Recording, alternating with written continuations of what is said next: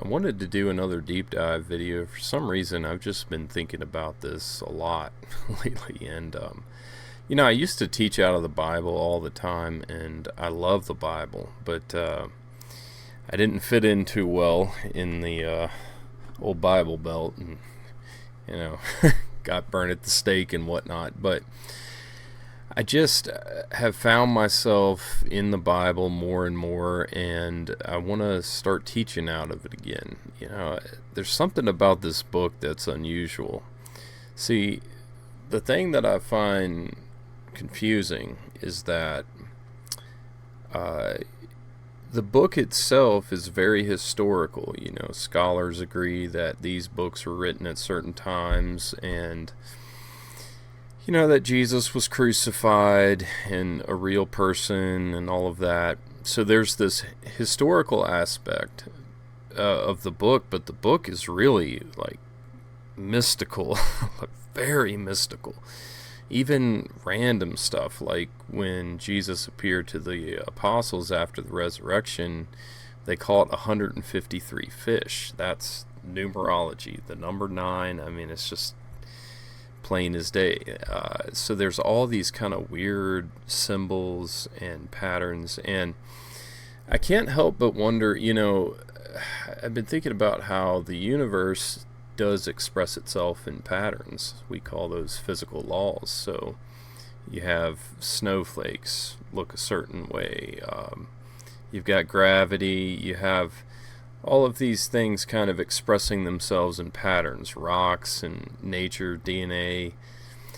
It's all like a pattern. So I think the spiritual world, or whatever this other dimension is, would express itself in patterns, but those patterns would be more like artwork, mythology, and those kinds of things. So I want to take a look at this really simple story in the Old Testament that has some really profound meanings. I mean, I love the symbolism in this story, and so we're just going to dive right into it. So, alright, quick couple of things before I get into all this. I'm going to be reading out of the King James Version. It is such a poetic version, but I prefer to read out of the English Standard Version. I just don't know what the copyright laws are, and whether I can show that on you. I don't know. And I'm wearing these glasses, which are a little odd, but they're blue light blockers, and for some reason, as I've gotten older, my eyes get real sensitive, and there's a lot of white on these screens. So anyways, let's proceed. So again, I've said in past videos that the Bible reminds me of a magic book, like some kind of grimoire.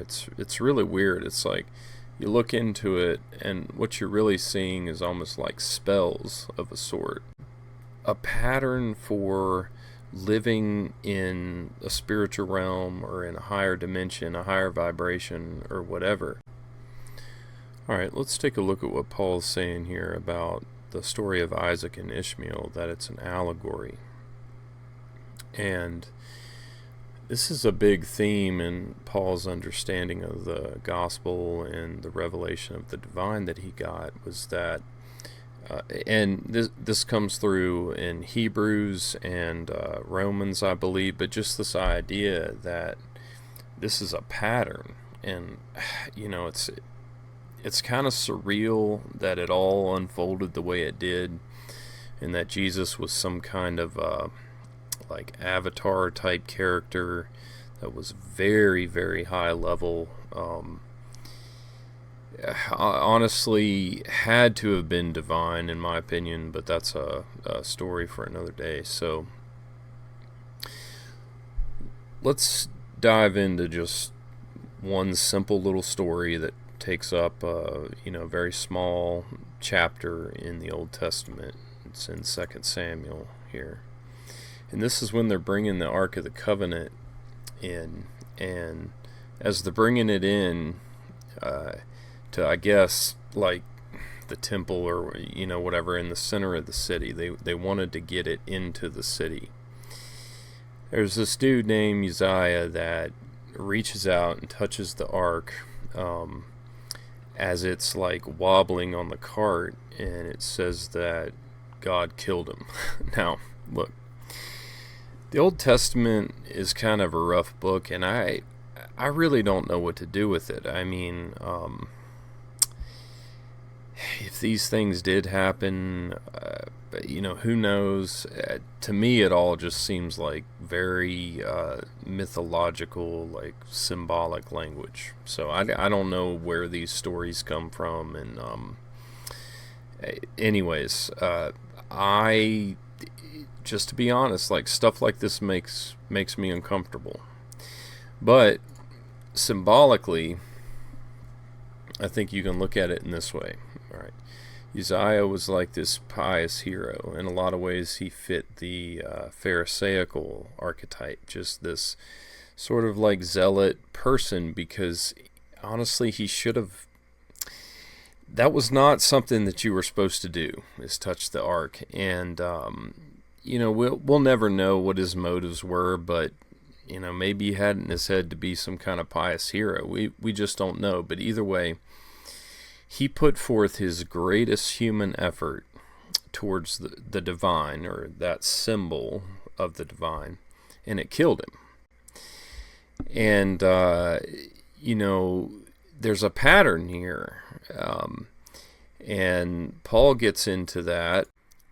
So because Uzziah dies, they take the ark and they put it in this dude's house here. I'm not even going to try to pronounce that.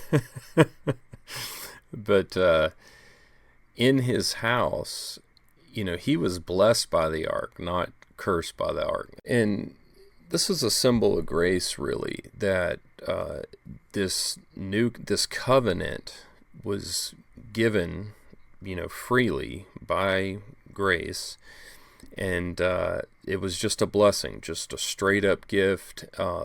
Jesus talked about how children had to receive the kingdom of heaven, or you had to receive the kingdom of heaven as a child, and that implies that it's literally just a gift. There's nothing else you can really add to it. So because of this, David sees it and he's encouraged, and he wants to bring the ark into the city.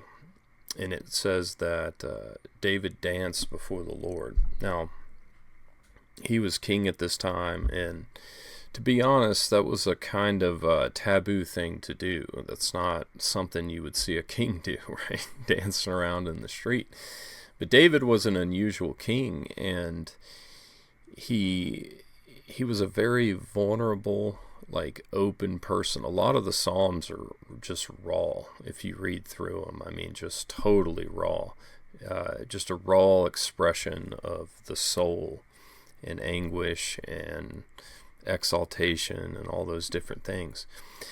So there's this principle of, this vulnerability and openness being joined with the power of the divine and the life of the divine. And so after David finished dancing, he goes and talks to his wife, and she's not very happy because apparently even being dressed in some kind of like toga was still way too sexy for the handmaids. But she gets on him for this vulnerability, and again, I think it's just symbolic of, she kind of like represents the ego. And after they fight over that, it says that she has no child unto the day of her death. And when you think about that, I think it's symbolic of, like, if you're going to refuse to get in that vulnerable place, which really is the heart of the gospel if you think about it. It's this idea that the divine likes you, like really likes you, not like you have to become this particular person before you can be accepted by God. but just that the divine actually really likes you where you are, and you see that in the life of Jesus all over the place. I mean, he was hanging out with the exact people that the Pharisees were, or the law, condemned. So, this is a common theme. It's all through the book. It's all over the place. And this is a really good summary of what I was just talking about. It's this verse right here. In Psalm 51 it says, "For thou desirest not sacrifice, else I would give it. Thou delightest not in burnt offerings." And of course, think about like a parent-child relationship. Nobody wants to have this kind of relationship with their child, right? The sacrifices of God are a broken spirit, a broken and contrite heart, O God, thou wilt not despise. And this was a major pattern in the life of Christ. Just that really you just needed to dance openly before the divine and be accepted. Jesus was very connected to healing, like receiving, speaking, giving to those people, the open and the vulnerable. And this other idea that the divine spirit desires mercy and not sacrifice. So you can imagine a divine being that's, incomprehensible. What are you going to give to a being that has everything? Most likely the being is actually getting fulfillment out of your very existence. And again, going back to the parent-child pattern there. Okay, so just lastly, I want to look at something that's really interesting, at least to me. I love symbols and stuff. For some reason, it seems like that spiritual, divine, other dimension realm, the language is symbols, not really words. I mean, symbols, symbols, symbols. So here's what's interesting about the ark and the temple and all of that in general. We see in 1 Corinthians 9 that the temple itself is like your body.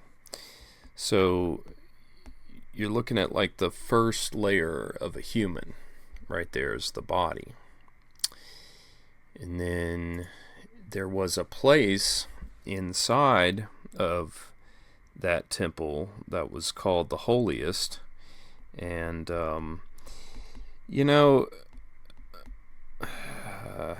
ignore the spelling if it's wrong.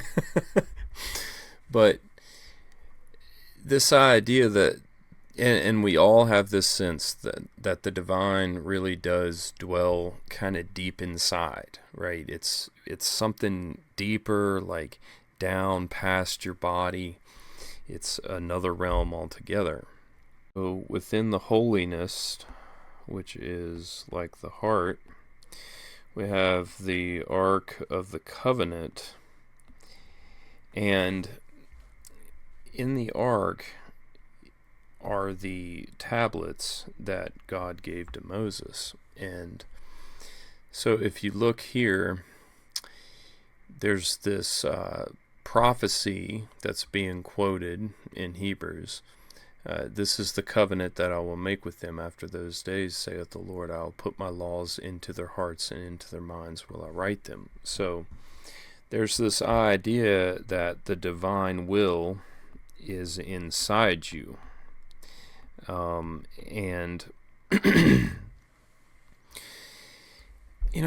that's a really interesting concept if you slow down and just think about it for a second. It means that your deepest desire is probably unconditional love. That your deepest desire is peace and joy. So, I think that's why it comes by grace as well, because it is a father-son type thing. Like, your nature inside matches exactly the nature of the father. And I'm just going to add the mother in here as well, because again, that's a topic for another day, but I really do think that that this union of energies is responsible for the manifestation of things that we see in the 3D realm, which is the realm of the body. So I don't know, just some thoughts I've had. Please comment if you're interested in any of the stuff. I've been posting a lot of it on X and different things like that.